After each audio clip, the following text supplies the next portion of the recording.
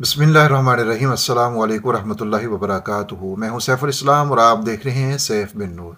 Saudi हुकूमत ने जो एक नरमी की है हज उम्रा के लिए, जो लोग जा रहे हैं उनके लिए ख़वातीन बग़ैर महरम के जा सकती हैं। इससे पहले ये होता था कि फॉर्म के ऊपर महरम बना दिए जाते थे, यानी जो ग्रुप वाले लोग ही होते थे उनको ही महरम बना दिया जाता था और वो चली जाती थी।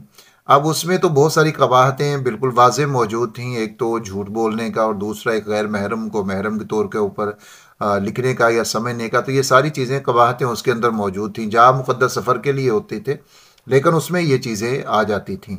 तो सऊदी हुकूमत भी इन चीज़ों को जानती है, तो उसने ज़ाहिर है फिर खुला कर दिया कि जब तुम आ ही रहे हो तो फिर सीधा सीधा आ जाओ।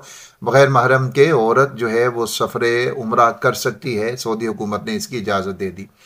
लेकिन अब हमने देखना ही है कि क्या शरई तौर के ऊपर भी इसकी इजाज़त है या नहीं है। एक औरत शरई तौर के ऊपर बग़ैर महरम के अकेली अपनी अजीज़ दूसरी ख़वातीन के साथ या दूसरे अपने रिश्तेदारों के साथ वो जा सकती है उम्रा के ऊपर या नहीं जा सकती।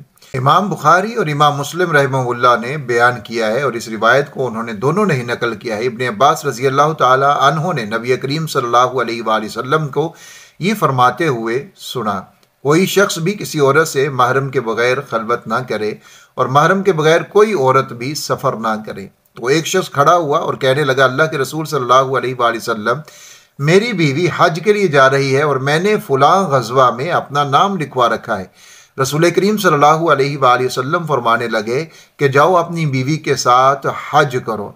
अब आप खुद देखिए कि ग़ज़वा वाला जो अमल है ये कितना बड़ा अमल है कि जिसको बहुत ज़्यादा अफजल कहा गया। अब जिहाद का अमल बहुत ज़्यादा अफजल जिसको रसूलुल्लाह सल्लल्लाहु अलैहि वसल्लम ने कहा, बाज़ हदीस में यह भी फरमाया कि ईमान के बाद सबसे अफजल यही है। तो अब एक तरफ तो वो अमल है कि जिसको रसूलुल्लाह सल्लल्लाहु अलैहि वसल्लम ने सबसे अफजल कहा और दूसरी तरफ अब हज का अमल था। तो आका अलैहिस्सलाम ने उस सहाबी को फरमाया कि तुम बजाय इसके कि ग़ज़वा पर जाओ, तुम्हें यह चाहिए कि तुम अपनी औरत के साथ हज की तरफ चले जाओ। तो यहाँ से ये मालूम हुआ कि कोई भी ऐसा सफ़र जो शरई सफ़र बनता है वो बग़ैर महरम के औरत के लिए करना वो बिल्कुल भी जायज़ दुरुस्त नहीं है। चाहे वो मुक़द्दस सफ़र ही क्यों ना हो, हज का सफ़र ही क्यों ना हो, वो उम्रा का सफ़र ही क्यों ना हो, उसको आप नहीं कर सकते। अगरचे ये उम्रा या हज करना बहुत बड़ी इबादत है, लेकिन आप देखिए कि जब उज़र आ जाता है, शरीयत उस उज़र की बिना के ऊपर कभी ऐसा भी होता है कि अगर किसी उज़र की वजह से हम वो अमल नहीं कर पा रहे होते तो शरीयत उसका अजर फिर भी हमें अता कर देती है।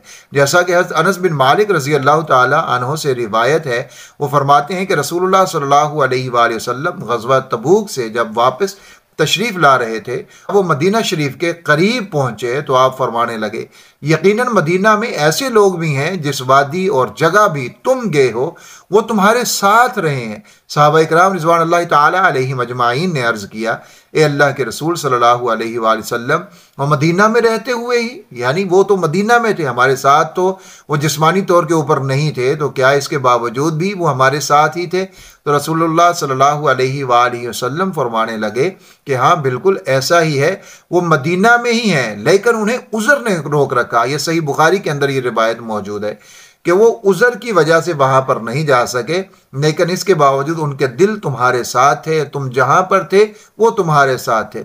हज करना है, उम्रा करना है, एक शरई हुक्म है कि जब आपके पास इस्तिताअत है तो आप इसको करें, लेकिन इसके बावजूद आप नहीं करते। उसकी वजह ये होती है, उज़र ये होता है कि औरत के लिए महरम मौजूद नहीं है कि जिसके साथ वो जाए और वो उम्रा या हज अदा कर सके। तो वो अपने आप को दूसरे जो दीन के काम हैं, दूसरे जो सवाब और अजर वाले काम हैं, वो उनकी तरफ अपने आप को ले जाए तो उसको अजर बहुत ज़्यादा उसके ऊपर मिल जाएगा। तो ये मसला ज़रूर समझ लेना चाहिए कि कहीं ऐसा ना हो कि वहाँ पर जाएं भी, पैसे भी खर्च करें और फिर भी अल्लाह रब्बुल इज़्ज़त के हुज़ूर इस चीज़ की मुजरम बन जाए कि जो रसूलुल्लाह सल्लल्लाहु अलैहि वसल्लम ने जिस चीज़ से मना फरमाया और हुक्मन मना फरमाया, ये नहीं है कोई आपने वैसे एक राय दी है, बल्कि आपने हुक्मन मना फरमाया है कि औरत ऐसा नहीं करे, तो फिर जब एक हुक्मन चीज़ मना हो जाती है तो फिर उसको हराम ही कहा जाता है। तो इसलिए औरत का शरी सफ़र जो बनता है 48 मील का जो सफ़र है, ये बग़ैर महरम के करना ये बिल्कुल कतई तौर के ऊपर उसके लिए जायज़ नहीं है। तो जब ये सफ़र जायज़ नहीं है तो उसका उम्रे के ऊपर या हज के ऊपर जाना भी जायज़ नहीं है। वीडियो को शेयर ज़रूर कीजिएगा। अपना अपने प्यारों का बहुत सारा ख्याल रखिएगा। अल्लाह हाफ़िज़ नासिर।